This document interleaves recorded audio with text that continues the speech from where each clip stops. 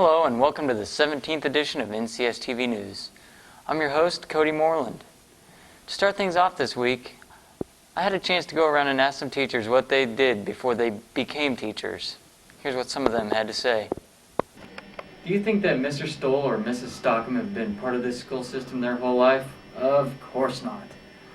So I went around to see what some teachers did before they devoted their lives to teaching the leaders of tomorrow. Before I became a teacher, I obviously went to college, and I went to Hutch JUCO, played football there, and went to Hayes, played football there, and went to class all the time, never missed. Before I was a teacher, I was an accountant, and I did cost accounting for a petroleum company in Kansas City.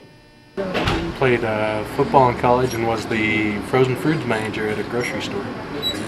In my past life, I owned the restaurant that is called Adventures right now for 12 years, and I worked there every day. Before I was a teacher, once I worked at Taco Bell, and once I was a Honda mini bike instructor at an extreme camp, and I tried my hand at playing college basketball. That's about it. Before I became a teacher, I actually was in college most of the time, and I worked my way through college working at Wally World in Hayes, America. And then actually a little bit before that, I had worked as a construction worker, as a framing houses in Wichita for a year. I laid out of college one year and learned how to build houses, so that was kind of exciting for me. I've done a lot of things before I started teaching. I was in the Army, and I worked as a gunsmith, and I worked on a farm too. And I worked in a tire store. Before I became a school teacher, I worked during high school at a summer camp in Wisconsin, and then I was a waitress at the Feast House restaurant in Chicago, Illinois. Before I became a teacher, I was a barber. I was also worked for the railroad as a gandy dancer. Also worked construction, on building construction. And I worked for a number of farm people.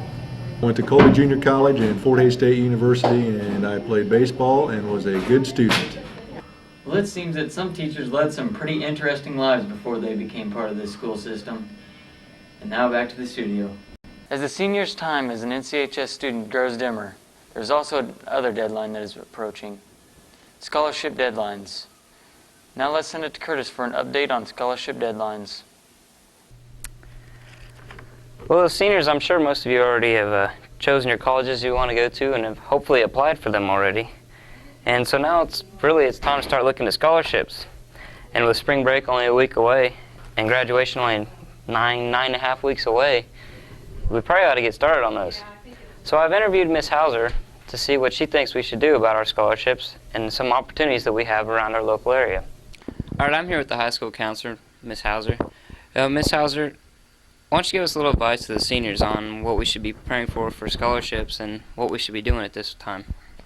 Okay, Curtis. Well, first off, I know some of you have absolutely nothing planned for your spring break, and you'd love nothing better to sit in front of your computer and type up scholarship applications. So we're talking about these right before break to give you an idea of what you can do in case you were thinking you might be bored. In my office, I have over 15 local scholarships that you can apply for, and they're due, most of them are due around April 15th. There is one due April 2nd, so you should probably get going on starting to fill these out. Most of them will ask for a resume, just listing activities that you've done.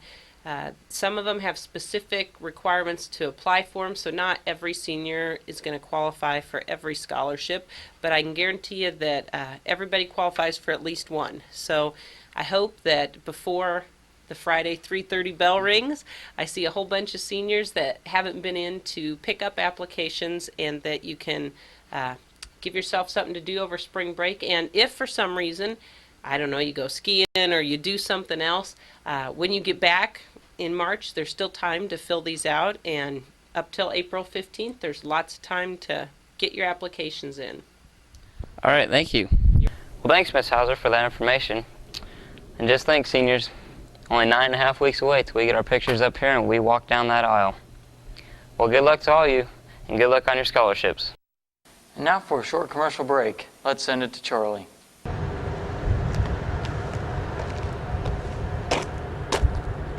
Oh, hey, Roberto. Hey, Winchester. How's it going? It's going. I like my new ride. Oh, I like that. That's pretty nice. I'm a freshman, so I'm parking closer now. Oh, cool.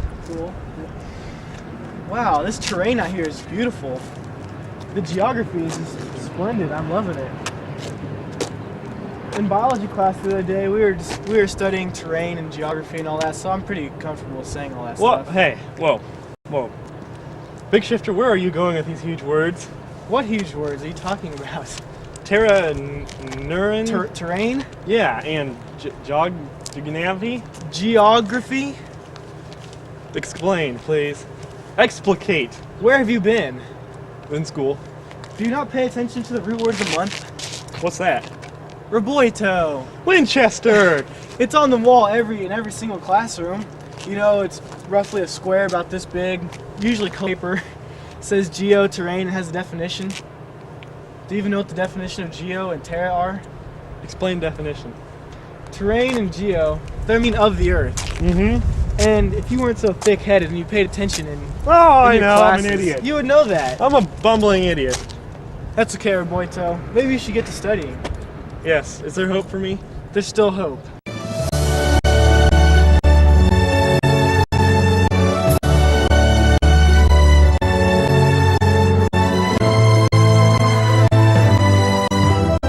You know what, Winchester? Well, what, Roboito? Whenever I study biochemistry, I get all philosophical. Same with, studying the terra firma and geography. Roboito! What, Winchester? What are you talking about? The root word of the month, of course. Seems like you're the one who needs to study a little more. Oh, Roboito! Winchester! Root word of the month! It's fantastic. Since our basketball team seasons didn't pan out like hoped, there's always another bright spot in the future: fall sports. So for a wrap-up on the basketball seasons and a fall sports preview, let's send it to Jared Foley and Joel Nielsen. On Tuesday, March 2nd, the Norton girls team traveled to Beloit to play Beloit in the first round of their sub-state tournament. The game was tight through all 4 quarters and needed an extra period to be decided. Though playing tough, they fell just short of the next round, losing 56-49. Chelsea Cox had a great night, scoring 19 points. Anna Berry chipped in another 12, while Amber Engelbert was right behind her with 11. The girls had a great season, improving their record remarkably from the year before. They went from being 4-16 last year to having a winning record at 12-9 this year. Congratulations on a good season. On Monday, March 1st, the Norton boys took on Beloit in their first game of sub-state. The Blue Jays won by a score of 57-44 and pretty much controlled the pace of the game from beginning to end. Jared Sloan played one of his best games of the season, scoring 24 points. Ryan Matty also added another 16. Heath Vincent came in third in scoring for Norton with 7 points, and Dan Roeder right behind him with 5.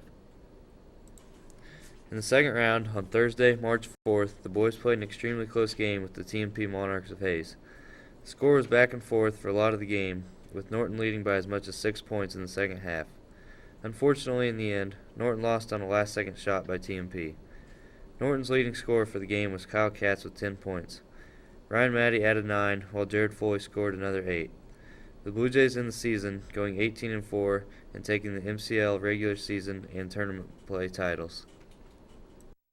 The Norton track team has begun their season of practices. They are coming off of a season in which they were league champs, regional runner-ups, and 5th place state finishers. I had the opportunity to talk with one of this year's track seniors. Hi, I'm here with 4-year track participant Joel Griffiths. Joel, what are your expectations for track this year? Overall, for the team, for the guys so far in every sport we won league, and I think we look forward to hopefully continuing that streak through track this year. Individually, I'd like to excel much more than I did last year, as I sat out most of last year with an illness. What's your favorite thing about track season? My favorite things are the big track meets where you get to compete against the big teams and the better people and really show you what you're made of. What does an average track practice consist of for you? For me, it consists of, we usually get down the track about 3:55 and run an 800-meter warm-up. And then we get in our stretch lines and we do some stretching and slight warm-up. And usually if I'm with throwers, I go and we work with medicine balls and we do sit-ups and ab work. And then we go on to practicing throwing our implements and usually end with some sprints. All right, thanks, Joel. No problem, Joel.